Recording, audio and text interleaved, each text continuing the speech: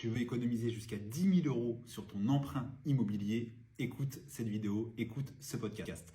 Le titre peut paraître racoleur, mais c'est vrai. Je vais vous partager une astuce qui est relativement facile de mettre en place et qui change fondamentalement la situation au moment de revendre votre bien immobilier. Pour attester de mes propos, j'ai regardé les 5 dernières offres de prêt que j'ai reçues de la part de mes clients dans mes agences immobilières. On est en décembre 2023 au moment où j'enregistre cette vidéo, ce podcast. Je tiens ici une offre du Crédit Mutuel. J'ai ensuite une offre de la Caisse d'épargne, comme ça il n'y a pas de jaloux. J'ai ensuite une offre du Crédit Maritime, une banque un peu plus rare. J'ai enfin une banque de la BNP et pour finir, la Caisse d'épargne 2 fois.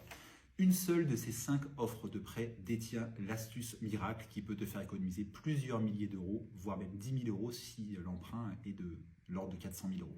C'est le fait de négocier une clause d'absence de remboursement anticipé, la clause d'absence d'IRA.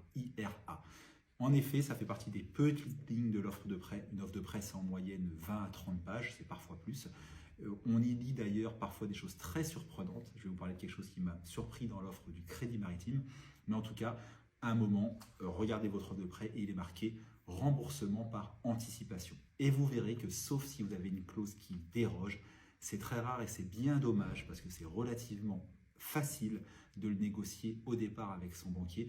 Vous avez une petite clause qui vous dit que si vous venez à rembourser votre prêt immobilier, vous devrez rembourser le capital restant dû, c'est évident, plus 3% de pénalité. Je prends l'exemple de cette offre-là, par exemple, qui est au Crédit Maritime. C'est un emprunt de 120 700 euros. Imaginons que le propriétaire, au bout d'un an, décide de vendre son bien immobilier pour X raisons. 120 000 euros de prêt en ce moment, donc on en devra encore 115 000 environ dans un an. Et bien, ce n'est pas 115 000 qu'il faudra rembourser à la banque, c'est 115 000 plus 3%. C'est quand même énorme, ça représente plus de 3 000 euros dans ce cas-là. Le cas est vrai également dans toutes les autres. J'ai un seul de mes clients, parmi les 5 offres de prêt que je viens de citer, qui a réussi, pensé tout simplement à négocier, c'est avec le Crédit Mutuel en l'occurrence, cette fameuse clause qui permet de s'exonérer de l'IRA. Moi qui suis investisseur immobilier, je me bataille assez peu avec mes banques, par exemple, sur le taux d'emprunt. J'aime que les banquiers soient favorables à me faire des crédits. Le taux est évidemment une partie de leur gagne-pain, donc notamment quand c'est de l'investissement locatif.